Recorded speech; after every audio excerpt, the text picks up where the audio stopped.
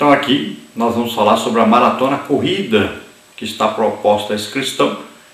Ele aceitou agora Jesus como Senhor e Salvador e ele agora tem uma vida para correr, uma vida para viver, uma vida cristã.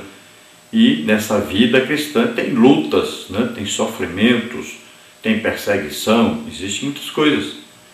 E o crente vai ter que passar por isso e vencer, agora com a ajuda de Deus. Bom, nós estamos gravando hoje em Ervália, Minas Gerais. Estou aqui na casa da minha mãe. Acabamos de chegar lá de Brasília. E a região, nós estivemos pregando em Brasília, ali em Valparaíso, né? Nós estivemos pregando em Brasília, lá na ADEB, Pastor Arceval. Estivemos pregando em Valparaíso, na igreja onde nós abrimos.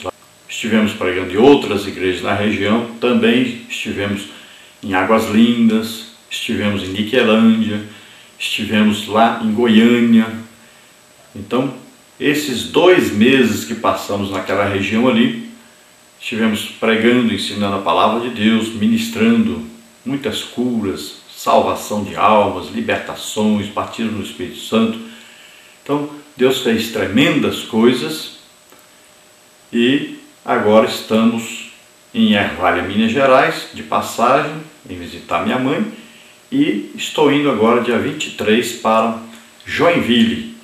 E durante esse mês todo que nós vamos passar ali em Joinville, nós estaremos ali em 16 congregações. Estaremos na sede também e em outras 15 congregações, ministrando a palavra de Deus, ministrando curas, libertação, batismo do Espírito Santo, ministrando a palavra de Deus, tanto para professores, superintendentes, obreiros, né, interessados, líderes de departamentos, e também pregando o Evangelho para ganharmos almas, né? Ministrando também a salvação, que é o mais importante para o ser humano, que é o milagre maior que existe, a salvação. Então nós fazemos um convite a você que está nos assistindo, nos ouvindo, para que você participe juntamente conosco durante o mês todinho, do dia 24 de março até o dia 23 de abril, nós estaremos então em Joinville, Santa Catarina. E no final do mês de abril, nós estaremos aí em Itapevi, São Paulo. Então, se você deseja nos convidar para o mês de maio em São Paulo, nós estamos aí no mês de maio, no início do mês de maio. E depois, então, no final da exposição aqui da nossa lição, nós traremos, então, a agenda futura, onde nós estaremos nos próximos dias, nos próximos meses. E você entre em contato conosco, nos convide, nós estaremos aí também na sua igreja com você. Jesus está salvando mais de 100 almas aí por mês em nossas ministrações e Jesus está curando mais de 1000 pessoas todo mês em nossas ministrações. Então nos convide, muita gente liberta, muita gente curada, muita gente salva e batismo no Espírito Santo. Então nos convide e nós estaremos aí com você. Vamos continuar então vendo a nossa lição. Na parte 1, a corrida proposta. Tópico 1, o exemplo dos antigos. Tópico 2, o exemplo de Jesus. Tópico 3, o exemplo da igreja. Então, tópico 1, o exemplo dos antigos. Muito embora o autor fale sobre o futuro, ele o faz com um olhar no passado.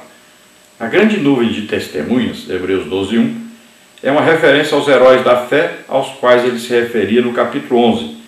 Aqueles homens e mulheres de Deus do mundo antigo também entraram na corrida. Eles correram e correram tão bem que por esta razão tinham agora suas vidas como exemplos. Suas vidas e exemplos devem servir de motivação a todo que se propõe a entrar na corrida. Primeiro, o autor aos Hebreus, ele vai falar então dessa corrida, dessa maratona, e ele vai falar de exemplos daqueles que correram e venceram.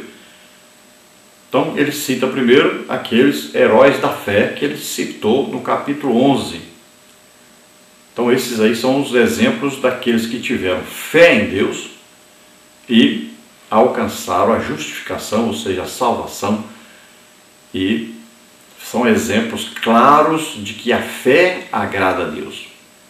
Então sem fé é impossível agradar a Deus, sem fé é impossível ser salvo. Então no Novo Testamento a salvação é pela graça de Deus, mas é mediante a fé.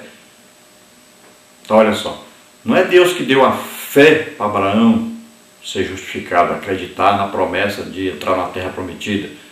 Não foi Deus que deu a fé para Noé acreditar em Deus e construir a arca. Veja bem, não foi Deus que deu a fé a Abel para Abel fazer um sacrifício a Deus oferecendo sua própria vida, colocando um animal em lugar de si próprio.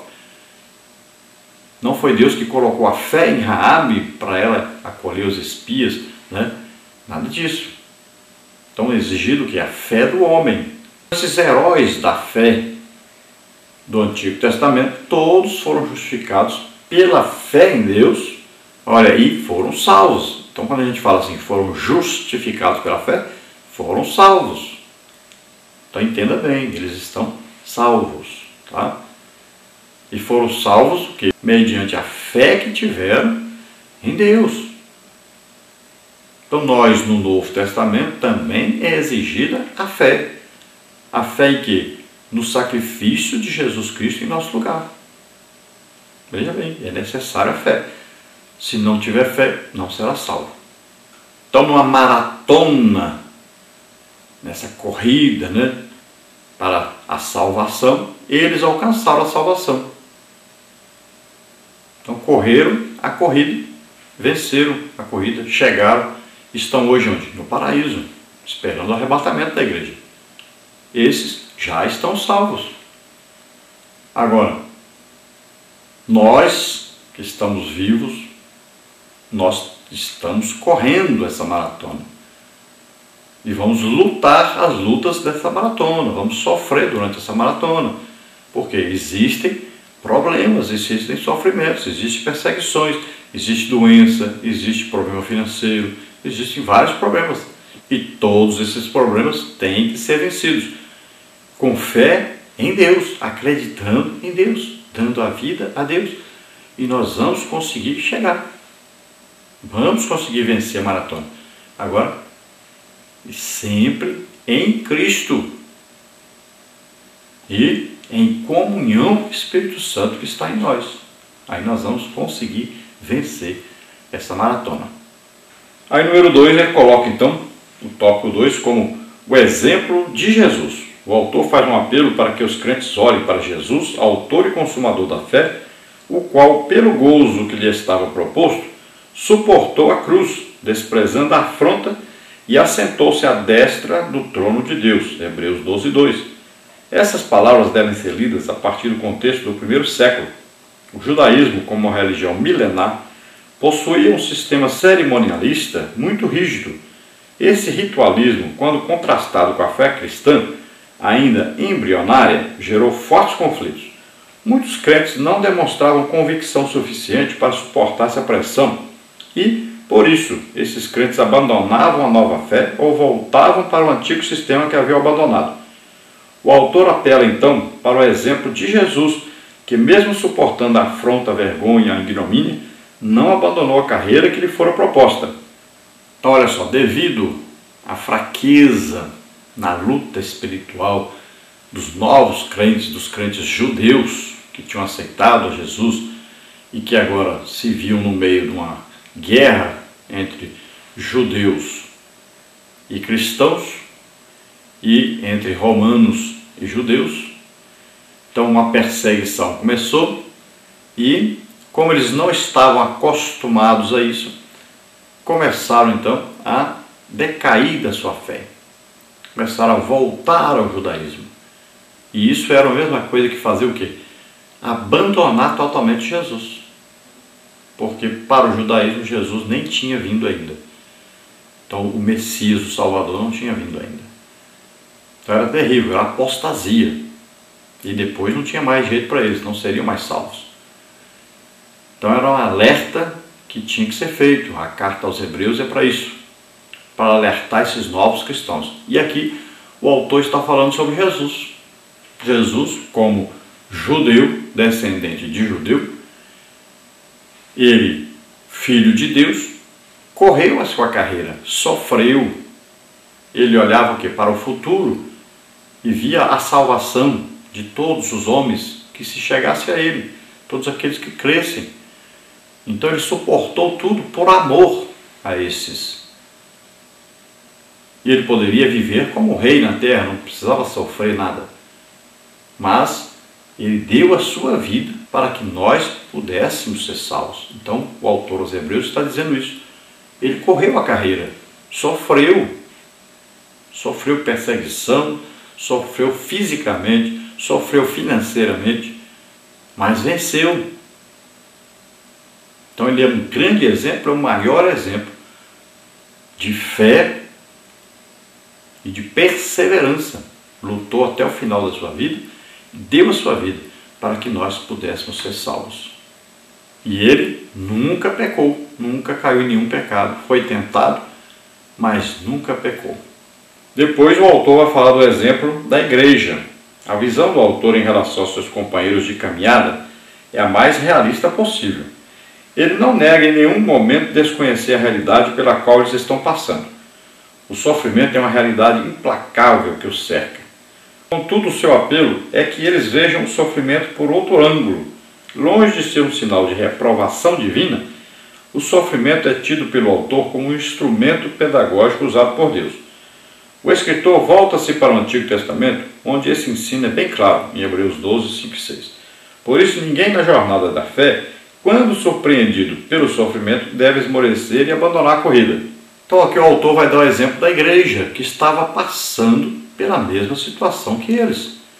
A igreja também era perseguida pelos judeus, também era perseguida pelo governo romano. Muitos haviam sido presos, muitos haviam sido assassinados.